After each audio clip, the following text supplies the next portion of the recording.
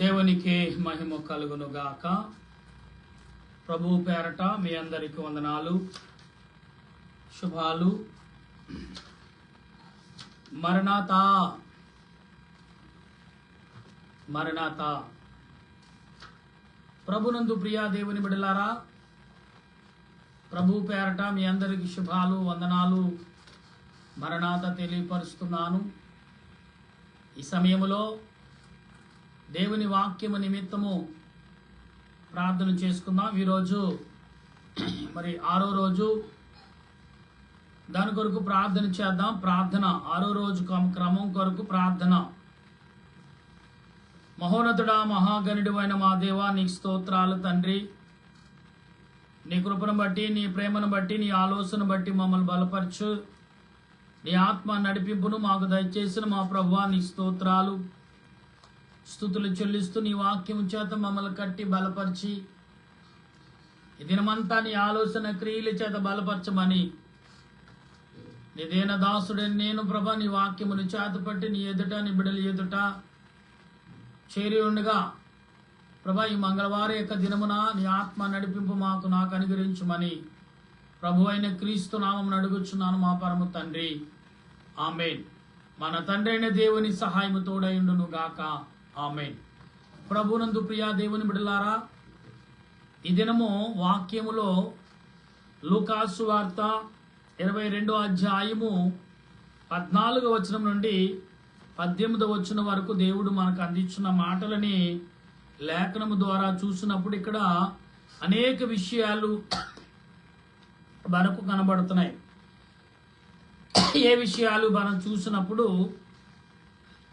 లూకాసు వార్తలో కనబడుతున్న ఈ మాటలన్నీ కూడా మనం గమనిస్తే ఈ యొక్క 22వ అధ్యాయములు లూకాసు వార్త మనము చదువుతున్నప్పుడు అనేక విషయాలు కనబడతాయి.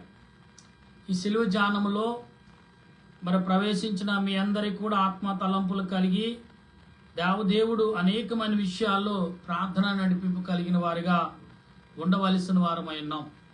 ప్రియులారా, దేవుడు ఏ రకంగా నీకు నాకు ఆదరణ ఇస్తున్నాడు, ఏ రకమైన ఆదరణ కలిగిన మాటలు అందిస్తున్నారు, ఏ రకమైన లేఖనములో అనేకమైన విషయాలు మనకు అందించబడుతున్నప్పుడు దేవుడు ఏ రకంగా నీతో నాతో మాట్లాడుచున్నాడు, ఏ విషయాల ద్వారా ప్రభు నీతో నాతో మాట్లాడబోతున్నాడు అనే విషయాల్ని మనం గమనించినప్పుడు ప్రభు సెలవిచ్చిన ప్రతి మాట కూడా సిలువ ధ్యానంలో ఆత్మ తలంపులు కలిగి మనం ప్రార్థించేవారుగా ఉండవలసిన వారమైనాం.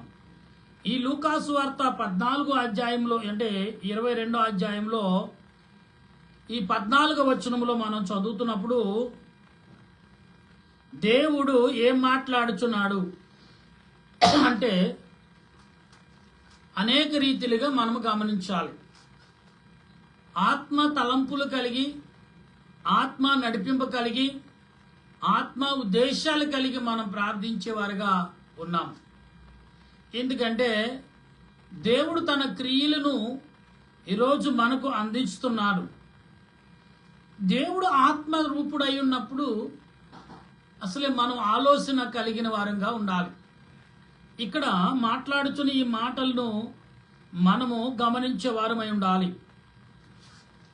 ఇక్కడ ప్రధాన యాజకులను, అధికారులను, ప్రజలను పిలిపించి ప్రజలు తిరగబడినట్టు చేయించున్నాడు. మీ మనసు నా యొద్దకు తెచ్చితరే, ఇదిగో నేను మీ ఎదుట ఇతరుని విమర్శింపక మీరు ఇతను మోపిన నేరములు ఒకటైనను నాకు కనబడలేదు.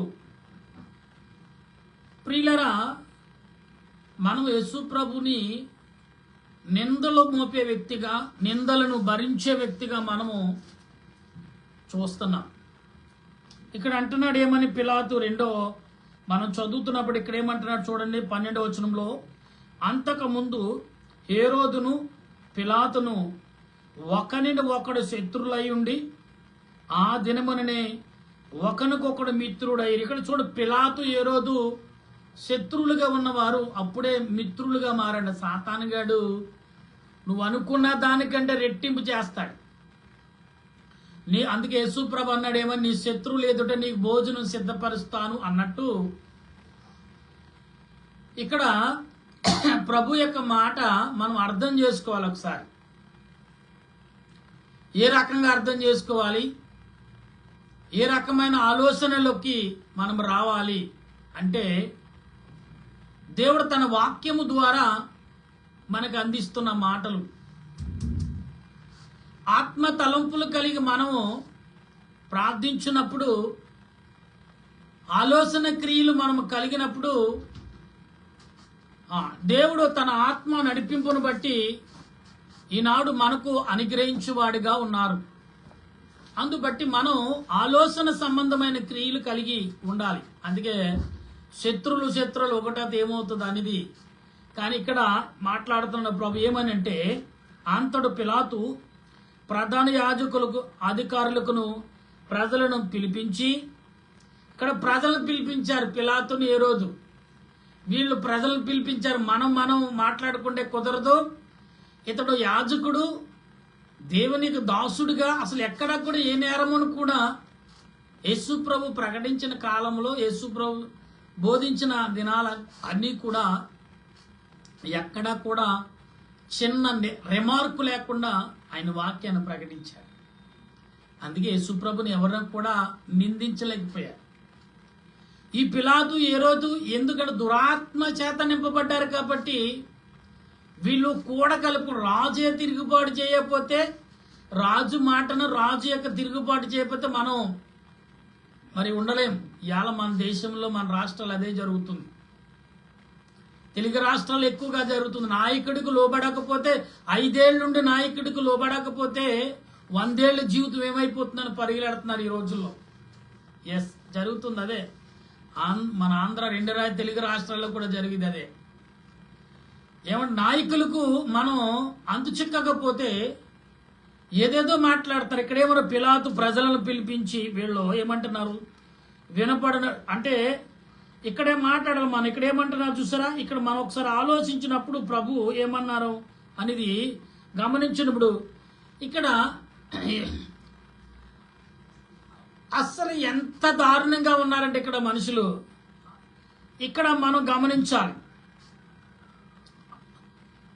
మనము ప్రధాన యాజకులను, అధికారులను, ప్రజలను పిలిపించి ప్రజల తిరగబడినట్లు చేయుచున్నాడని ఈ మనుషుడు.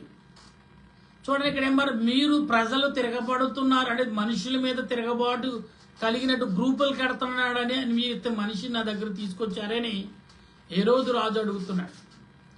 ప్రియులారా, ఇక్కడ ఎందుకు అడుగుతున్నారంటే, అసలు ఏ పాపము లేని వాటిగా ఏ మనిషి ఎంత తెలుగుగా రాజకీయ నాయకులు మాట్లాడతారో అంతే తెలుగును దురాత్మ సంబంధమైన మనుషులు కూడా ఈనాడు మాట్లాడే మనుషులుగా ఉన్నారు మన మధ్యన.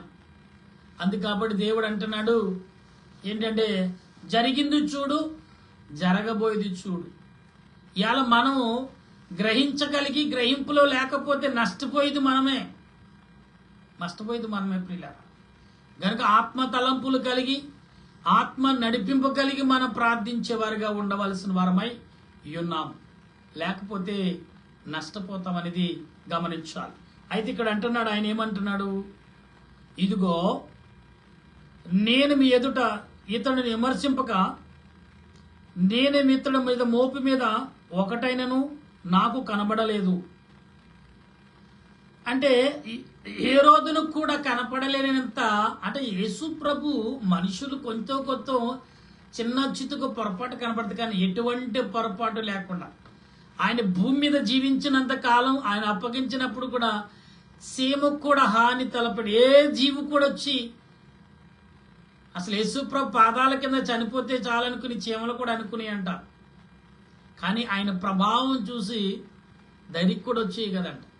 అవును, అని గచ్చమైన తోటలో ప్రకృతి దాంట్లో ఆయన ప్రార్థన చేసిన దోమలు కూడా ఉన్నాయా? ఎంత ఆనందంగా ఆయన మోకరించాడు. 40 రాత్రులు 40 పగలు అడయారుకి వెళ్ళి ప్రార్థించాడంటే అక్కడ ఎలాగుంటుంది అంటే, ఇవాళ ప్రకృతి దేవుని కుమారుడికి ఎంతగా ఆకర్షించబడింది, ఎంతగా ఈ భూమి మీద యేసు ప్రభుని మరి ఆహ్వానించుకుంది ప్రకృతి. ఇవాళ మానవుడు మాత్రం దేవునిని ఆహ్వానించలేకపోతున్నాడు. మానవుడు మాత్రం అంగీకరించలేని పరిస్థితిలో ఉన్నాడు మానవుడు. అందుకే పిలాతు ఈ ప్రజలందరూ పిలిపించి, నాయకులు పిలిపించి, ఇతడులో నాకు ఎటువంటి తప్పు కనపడించట్లేదు, ఎన్ని రకాల అరిసినా కానీ నాకు కనిపించట్లేదు అంటున్నాడు. ఇక్కడ ఏమంటున్నాడు ఆయన కనపడలేదు. ఏ రోజు అతను మా యొద్దకు పంపిన యెడల ఇదిగో మరణముకు తగినదేది ఇతను చేయలేదు, కాబట్టి నేను ఇతను శిక్షించి విడుదల చేయనని వారితో చెప్పగా, ఇక్కడ ఏమన్నాడు? మరణానికి సంబంధించిన పొరపాటు ఏదీ చేయలేదు ఈయన. ఏ మరణం, కుక్కనైనా నక్కనైనా ఏదైనా చంపాడు, అసలు అది కూడా లేదు. చచ్చిపోయింది కూడా లేచిపోయి ఆయనకి ఆహ్వానం పలికినాయంట, స్వాగతం పలుకుతున్నాయండి. చచ్చిపోయినా కూడా ఆయన గాలి సోకి మరణము కనపడట్లా. అయితే ఏమన్నాడు ఇక్కడ 18-17, వీరిని చంపివేసి మాకు బరబ్బను విడుదల చేయమని ఏకగిరిగా కేకలు వేశారు. అంటే ఇక్కడ మనుషుల యొక్క మనసులు ఎలాగున్నాయో మనం చదువుకొని ఒకసారి ఆలోచించాలి. ఈ మనుషుల యొక్క మనసులు ఎలాగున్నాయంటే, ప్రభు ఆల్రెడీ అన్నాడు యెహెజ్కేలు గ్రంథంలో, ఇశ్రాయేలు ప్రజలు ఎలాంటి వారు, ఏ రూపము కలిగిన వారో, ఏ పద్ధతి కలిగిన వారో ఆల్రెడీ యెహెజ్కేలు భక్తుడి ద్వారా దేవుడు సూచించాడు. అయితే ఈరోజు మనము ఈ కడవరి దినాల్లో ఈ మంగళవారం శ్రమ గుడారంలో ఉండి ఏం వింటున్నాం, ఏం మాట్లాడుతున్నాం, అసలు ఏం మాట్లాడబోతున్నాం, మాట్లాడే ఉద్దేశం ఎలాగుంది మనలో, ఏ తలంపు కలిగి మనం మాట్లాడుతున్నాం, కుమారుడా కుమార్తె, అసలు అర్థమవుతుందా? నువ్వు చేసే క్రియలు కానీ, నువ్వు చేసే మాటలు, నువ్వు మాట్లాడే క్రియలు అన్నీ కూడా నీకు అర్థమవుతున్నాయా? అర్థమైతే ఏ రకంగా అర్థమవుతుంది? ఏ రకమైన అర్థాలను విడమారుస్తున్నాం, బలపరుస్తున్నాం? ఒక్కసారి మనం ఆలోచించాలి. ఈ రోజున దేవుడు తన క్రియలను, తన ఆలోచనలు ఏ రకంగా మాట్లాడబించబోతున్నాడు, ఏ రకంగా ఆయన నీ పట్ల చూపించబోతున్నాడు, నీ పట్ల ఏ రకంగా ఆయన ప్రవర్తించబోతున్నాడు అనేది ఆలోచిస్తున్నావా? కానీ యేసు ప్రభు నీ కొరకు, నా కొరకు ఆయన రక్తాన్ని ఇవ్వటానికి వచ్చాడు. కానీ ఇక్కడ గమనించాలి, మానవులుగా మానవ శరీరం ధరించాడు కానీ మానవుడు కాదాయన. మానవుడి యొక్క రూపంలో ఆయన సంచరిస్తున్నాడు కానీ మానవుడు కాదు. ఆత్మస్వరూపి, ఆత్మకు రూపం ఉందా? యేసు ప్రభుని చూస్తే అదే అని మనం రుజువు చేయొచ్చు. మన్ను కూడా దేవుడు అలంకరించుకున్నప్పుడంట, ఆయన మన్ను కూడా భయపడిందంట. భూమి, అయ్యా నా దాంట్లోంచి నువ్వు తీస్తున్న ఏం చేస్తున్నాడు ప్రభు అని చూస్తే దేవదేవుడు కుమారుడిని తయారు చేసుకుంటున్నాడు. ఆ కుమారుడిని ఆత్మకు ఈ మన్నును అతికిచ్చినప్పుడు మన్ను అన్నదంట, నేను ఎంత పుణ్యం చేసుకున్నాను, మట్టి అనుకుందంట. యేసు ప్రభు కలయిక చూసి ఎంత పుణ్యం చేసుకున్నాను. నిజమే కదా? అంతటిది సృష్టి యావత్తు కూడా ఆయన భూమి మీద మానవుడిగా సంచరిస్తున్నాడంటే సృష్టి ఎంతో సంతోషపడిందంట. ఇవాళ నీవు నేను ప్రభుని రక్షకుడిగా అంగీకరించేటకు చాలా ఇబ్బందులు పడతాం. క్రైస్తవుడు అని చెప్పుకోవటానికి సమాజంలో చాలా ఇబ్బందులు ఇవాళ జరుగుతున్నాయి మనుషుల్లో, మేము చూస్తున్నాం. ప్రియులారా, గమనించండి, ఈరోజు దేవుడు సృష్టికర్త, పాపములను విమోచించేవాడు, పాపము నుండి రక్షించేవాడు, పాపముకు కూడా విలువిచ్చాడైన. మీకు సంగతి తెలుసా? సాతాను గడు కూడా యేసు ప్రభు చనిపోయిన తర్వాత కన్నీరు కార్చాడని చరిత్ర చెప్తుంది. బైబిల్ గ్రంథంలో లేకపోయినా నిప్పులైన వారు కనిపెట్టి చెప్పిన మాటలు. పాపము కూడా కన్నీరు పెట్టిందండి యేసు ప్రభు. కనీసం ఏదైనా ఆయన మరణించినప్పుడు కూడా ఏదైనా చూస్తాడేమో. మొదట పళ్ళు నూరిన వాడు తర్వాత మౌనం పాటించాడంట సాతాను గడు కూడా. యేసు ప్రభు చేసే పని సాతాను చేత కూడా ఆలోచింపజేశాడంటే, ఎంత గొప్ప దేవుని కుమారుడునా, నేను బాధపెట్టుటకు నేను తలపెట్టాను. ఆనాడు తలపెట్టిన తలంపు అప్పుడు కూడా మారాడంటే చూడండి, రాజుగారు మారినా మంత్రులు మారనిస్తారా? ఎందుకంటే ఒక సైన్యాన్ని తెచ్చాడు భూలోకానికి వాడు లూసిఫర్. కానీ లూసిఫర్ మారినా ఏమండి మరి వాడు కూడా వచ్చిన దూతలు మారారు కదా దేవుడి మీద, ప్రభు మీద తిరుగుబడే. ఇలా అదే జరుగుతుంది ప్రపంచంలో. ఇది మనం గమనించాలి. మనం యేసు ప్రభు అప్పగించాలని శత్రువులు ఇద్దరు, అప్పుడుగా శత్రువులుగా ఉన్నవారు ఇద్దరు మిత్రులు అయ్యారంట, పిలాతు హేరోదు రాజు. అప్పుడు దాకా ఎన్నడూ వారికి కలిసి లేదు. వాక్యంలో క్లియర్గా రాశాడు కదా, కలిసి లేరు. కానీ ఇప్పుడు కలుస్తున్నారు. ఎవరిని?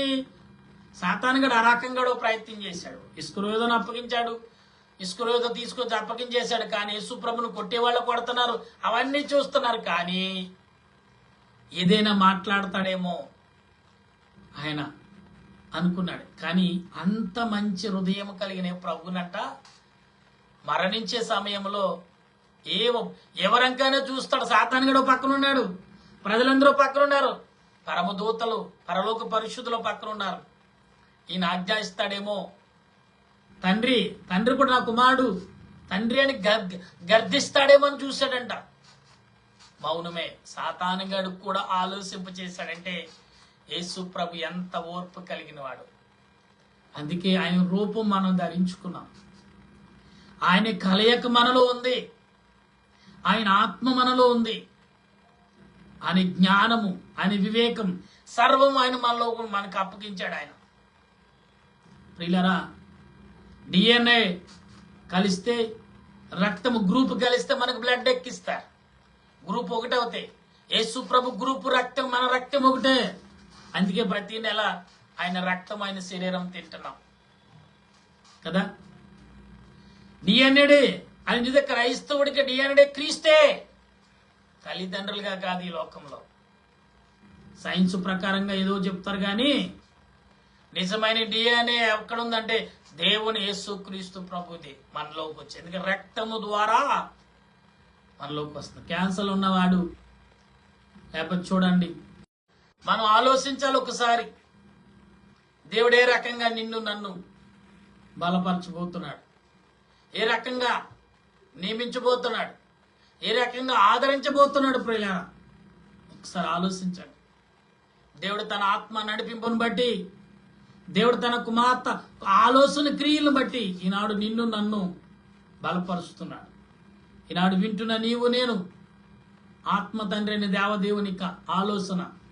పిలాతులు వీళ్ళందరూ అన్నారు, అసలు ఏమీ మాకు కనిపించలేదు, చేమ కూడా హాని చేయని ఇతన్నగా నేను హాని పెట్టడం. కఠినమైన హృదయాలు కూడా ఏమైపోయినాయంట ఆ సమయంలో, ఆలోచనలోకి వచ్చారంట. యేసు ప్రభుని ఆయన నువ్వు కొట్టినవాడు కూడా మీరు మౌనంగా ఉండండి, ఎక్కడికి వెళ్ళైనా కోపం కాటు వాడి వాడు అంకే చూడండి, వాడు అంకు చూస్తూ ప్రభును స్తుతించండి. ఆటోమేటిక్గా ప్రభు ఆత్మ వాడిని ఆవరిస్తుంది.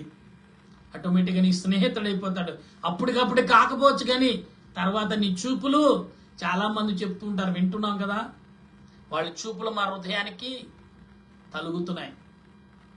అవును, యేసు ప్రభు యొక్క రూపం తండ్రి అని లోపల నువ్వు తలస్తూ, తండ్రిని తలచి శత్రువు వైపు నువ్వు చూస్తే వాడు మిత్రుడిగా మారిపోతాడు. అందుకే ప్రభు అన్నారు, దావీదు అంటాడు కదా దావీదు కీర్తనలో, నీ శత్రువు ఎదుట నీకు భోజనమును సిద్ధపరుస్తున్నా కదా. ఆత్మ తండ్రిని దేవుడు ఈరోజు నీతో నాతో మాట్లాడుచున్నాడు. అటువంటి ఆదరణ పరిశుద్ధాత్మ దేవుడు అందించి ఆయన రాకడకు మనల్ని సిద్ధపరిచి. పిల్లరా, ఈరోజు మరి మంగళవారం దేవుడు ఆత్మ రూపుడుగా ఆత్మ తలంపులు మనకి ఇచ్చాడు. కాబట్టి ఈ 6వ రోజున ఆత్మ నడిపింపు కలిగి ప్రార్థన చేసే కృపను పరిశుద్ధాత్మ దేవుడు మనందరికి అందించి ఆయన రాకడకు సిద్ధపరచునుగాక. ఆమేన్. ప్రార్థన చేద్దాం. ప్రేమగల మా ప్రభువా, నీ కొందనాలు. ఈ దినము నా దేవా, నీ ఆలోచన క్రియల చేత, నీ ఆత్మ నడిపింపు చేత మమ్మల్ని బలపరిచి నడిపించుచున్న తండ్రి, నీ స్తోత్రాలు.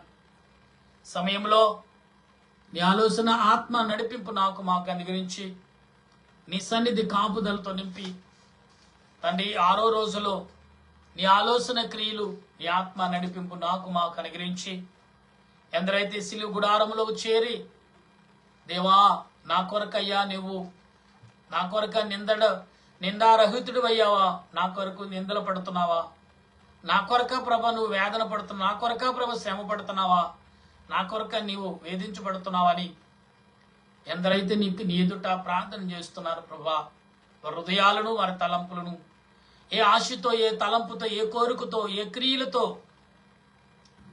నాయన ఉద్యోగస్తులు కానీ, చదువుకున్న పిల్లలు కానీ, యవన బిడ్డలు కానీ, వివాహం కావలసిన వారు కానీ, ప్రభు ఉద్యోగాల జీవితంలో సెటిల్ అవ్వాలనుకున్న వారు, ఈ భూలోకంలో మానవ జీవితం చక్కగా రీడ్ చేయాలనుకున్న వారు అందరి విజ్ఞాపనలు ఉపవాసంతో కూడిన ప్రతి 40 రోజుల లోపల వారికి మేలును ఆశీర్వాదం అందించి నా దేశంలో ప్రపంచ దేశాలు శాంతి సమాధానం ఈ 40 రోజుల లోపల ప్రభా 2 తెలుగు రాష్ట్రాలకు, అనేక రాష్ట్రాలకు శాంతి సమాధానమును నీ ఆత్మ నడిపింపు నాకు అనుగ్రహించి బలపరిచి నడిపించమని ఆత్మరక్షణకర్త యేసుక్రీస్తు సిలువనాథుడనేసు నామమున అడిగి ప్రార్థన చేయుచున్నాను మా పరమ తండ్రి, ఆమేన్.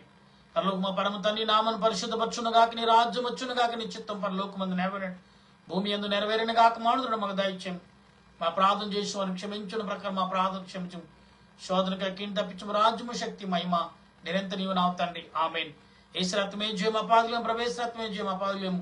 ప్రవేశ సంపూర్ణ విజయం, అపాదకంతక నాశనం. హల్లెలూయా, హల్లెలూయా.